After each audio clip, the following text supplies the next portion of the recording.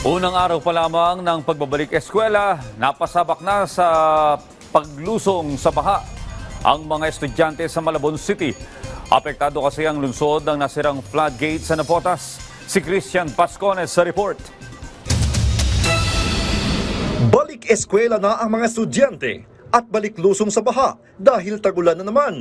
Lalo na sa lungsod ng Malabon na kilalang bahaing syudad sa Metro Manila. Ayon sa City Disaster Risk Reduction and Management Office, apektado ang Malabon ng sirang floodgate sa Navotas. Lalo't ang kanilang bayan ang exit point ng tubig baha. Matatandaang nasira ang naturang floodgate noong nakaraang taon na ipinaayos ng MMDA. Ngunit nitong nakaraang linggo lamang ay nagkaroon na naman ito ng sira. Kaya agad na naghanda ang Malabon LGU lalo na't nagsimula na ang pasukan.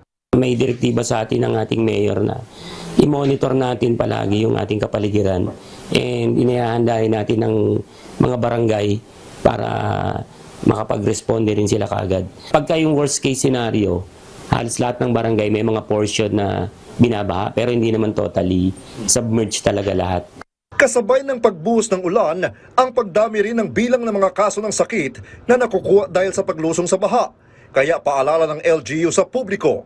Yung panahon kasi ngayon, di ba, unpredictable, di natin alam kung kailan bigla bubuhos yung ulan. So lagi magdala ng mga panangga sa ulan at palagi pong iwasan na baglusong.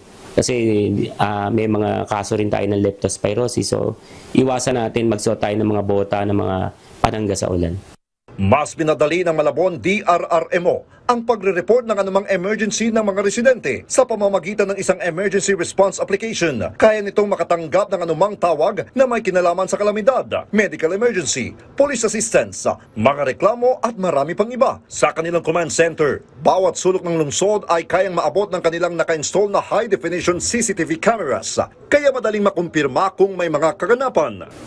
Bagamat laging binabaha, patuloy pa rin na gumagawa ng mga hakbang ang lokal na pamahalaan ng Malabon para matugunan ang mga pangangailangan ng kanilang mga residente lalo na sa oras ng kalamidad. Kaya ang sabi ng taglay nila, Malabon Ahon.